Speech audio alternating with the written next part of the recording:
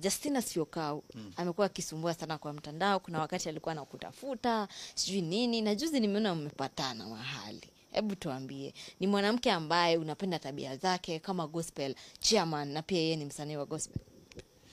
Mimi sijasema napenda tabia zake, kwa sababu siwezi tarajia Mkristo achukue mattress ajiwekea hapa nyuma anaanza kutuambia ameenda kuspend milioni shilingi ngapi kuziweka. Kwani kuchukua mattress, kupanua trouser na kuweka mattress hapa nyuma ni milioni ngapi inachukua kuweka? Kweli? Yani kuchukua mattress, pillowcase. Na unasema so mimi sitaki kumongelea kwa sababu yeye unajua hapana, unajua sasa kuna level za life na kuna level ya mpira. Justina anacheza level ya Gor Mahia na mimi nacheza level ya Manchester. Sasa ila amejaribu kuuza ujinga wake, so mimi sitaki fitina, lakini kweli Wakenya wanafaa wasimkasirikie. Alisema ulisema umjui, lakini ni uongo. Ulijuaje lile tako ni fake kama umjui? Si unajua, acha nikueleze. Mimi ni msanii, niko na akili, niko na watu wangu, tunawaka na wao. Mtu akinitaja sana si wananionyesha, hata tukiwa kama tunaonyesha. So mimi personally simjui. Amjuani yani. Wacha niseme hivi, tuanze hivi. Justina ni kama tunaanza fresh. Nimeitwa K24 kwa interview. Nimeenda pale, mimi niliambiwa kwanza na watu wa hiyo kipindi.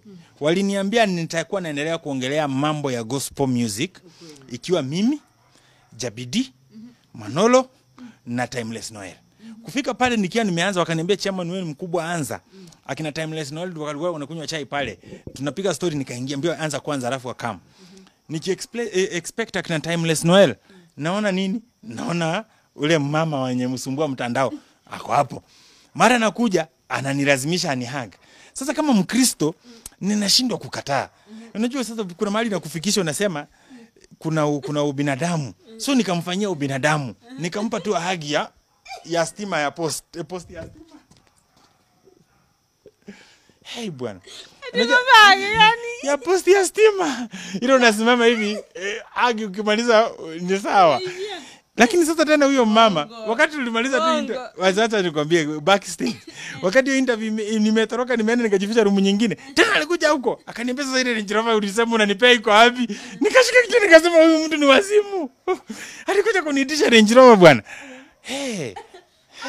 Alisema ulimwambia ulisema utampa kati ya Probox na alisema una Probox na Mercedes. Kusema ukweli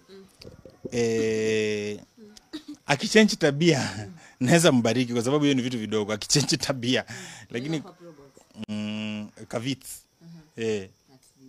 lakini sasa akichange tabia akue real na aache vipindi mingi.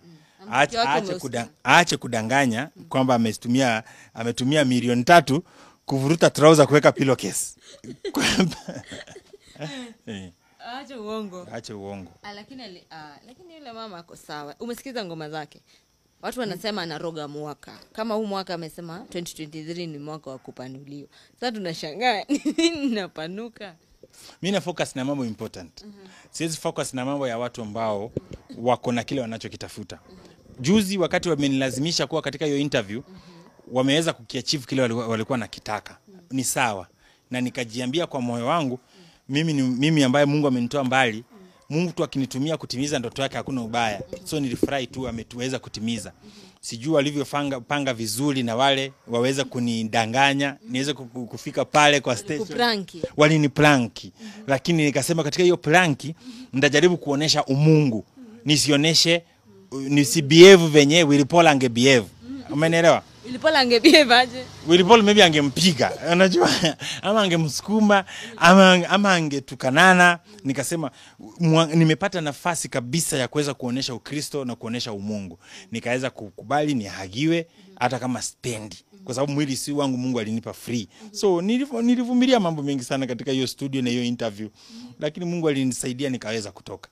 Na unajua nilijiambia watu wajuri ni focus na call yangu kukasirisha shetani, call yangu kuudhi watu wa shetani, call yangu kuweza kukemea watu wa shetani. So nikaangalia huyu ni kichaa lakini anataja Yesu. So si basi sihitaji kumpiga juu anataja Yesu. So nikasema acha ni focus na mambo mengine, basi huyo ni muache. That's why mimi siwezi mjibu, siwezi sema lolote, na mkubali tu kama anataja Yesu, hiyo ndio important.